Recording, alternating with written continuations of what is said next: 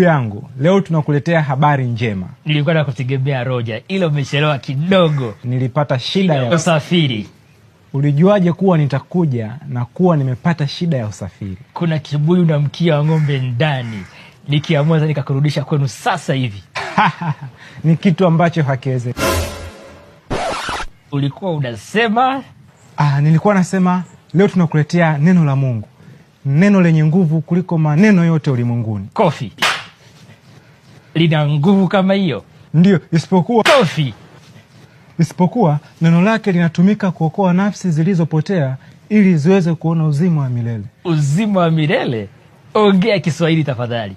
Yaani siku yako ya mwisho hapa duniani itakuwa mwanzo wa maisha yako mapya kwenye makazi ya Mungu Baba aliyeziumba mbingu na nchi.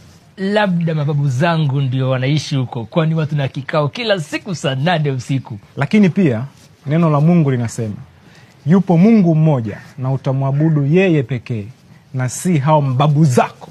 Huyo Mungu wako unaonekana binafsi sana. Sisi tuna Mungu wa wanyama, Mungu wa mvua, Mungu wa giza na kadhalika. Lakini kumbuka, huyu Mungu anatoa uzima wa milele. Na hakuna kitu kibaya kama kukosa uzima wa milele. Kwani kuona uzima wa milele ni kawasfa?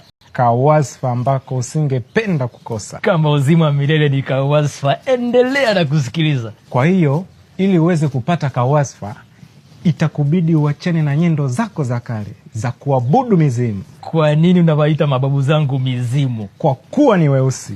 Lakini wana ndevu nyeupe. Wanatisha gizani. Hakuna kitu kinatisha gizani kama ngozi nyeusi. Endelea na kusikiliza. Sasa badilishe rangi nyeusi, wape rangi nyeupe. Na vipi kuhusu ndevu? Ndevu zibaki nyeupe.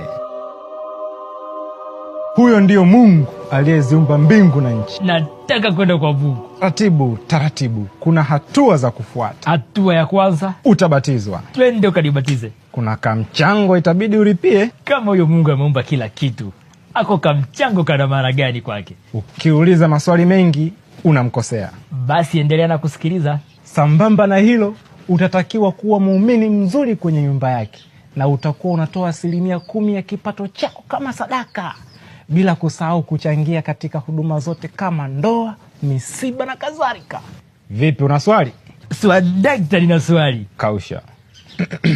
Basi endelea na kusikiliza. Lakini pia, kama waumini, mtatakiwa mumchangie mchungaji pesa ya kununua usafiri na nyumba nzuri ya kuishi. Na kuhusu waumini, tutaombea kwa Mungu. Kati ya mchungaji na waumini, nani yuko karibu na Mungu? Mchungaji. Sasa kwa nini mchungaji asiombe apewe na Mungu, alafu wachangie waumini pesa kwa ajili ya nyumba nzuri na gari? Kumbuka unauliza maswali mengi. Kwa kuwa kuuliza maswali mengi ni kumkosea Mungu. Akichukia, hutouona uzima wa milele. Hakuna kitu kibaya kama kukosa uzima wa milele. Swadakta. Asante kwa kunikumbusha. Endelea na kusikiliza. Lakini pia, kumbuka utapokea zawadi ya Biblia kwenye harusi yako.